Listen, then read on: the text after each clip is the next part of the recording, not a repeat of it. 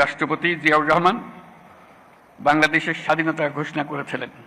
বাংলাদেশ সশস্ত্র বাহিনীর জন্ম 1971 সালে রণক্ষেত্রে।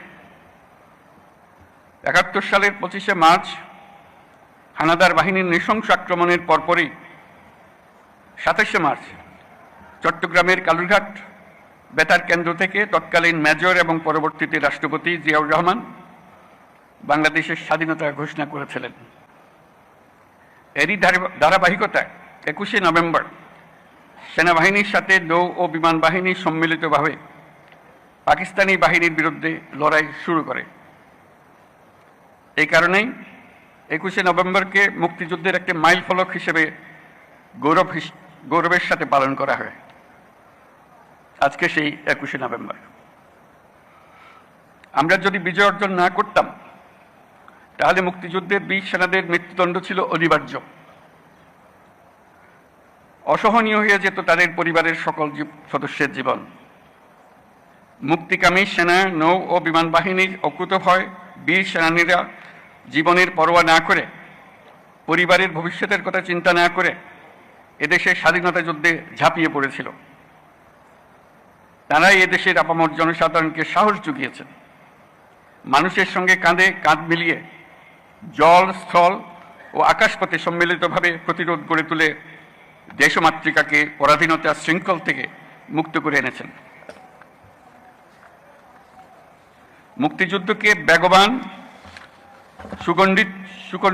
বেগবান এবং সুসংগঠিত করার লক্ষ্যে তখন বাংলাদেশ ফোর্সেস গঠন করা হয়েছিল, যার অধীনে 11টি সেক্টরে বিভিন্ন দেশের বিভিন্ন অংশ থেকে আসা মুক্তিযোদ্ধাদের সামরিক প্রশিক্ষণের পাশাপাশি গেরিলা প্রশিক্ষণ দেওয়া হয়।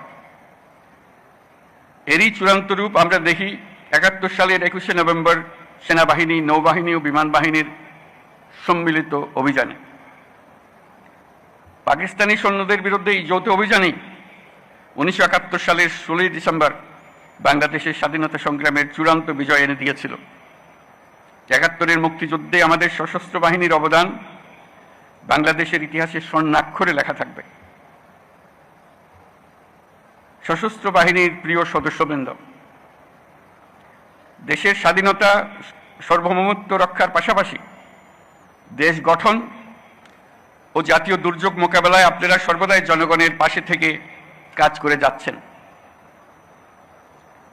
2024-এর ছাত্র জনতার অভ্যুত্থান ও চলমান দেশ পুনর্গঠন ও সংস্কারের কাজেও সশস্ত্র বাহিনী বরাবরের মতোই মানুষের পাশে দাঁড়িয়ে অব্যাহতভাবে দেশের মানুষের আস্থার প্রতিদান দিয়ে যাচ্ছে। আমি বিশ্বাস করি, গণতান্ত্রিক ও নিয়মতান্ত্রিক নেতৃত্বের প্রতি অনুগত বাংলাদেশ সশস্ত্র বাহিনী তাদের পেশাগত দক্ষতা ও দেশপ্রেমের সমন্বয়ে দেশের জন্য ত্যাগ ও তৎপরতার এই ধারাবাহিকতা অক্ষুণ্ণ রাখবে।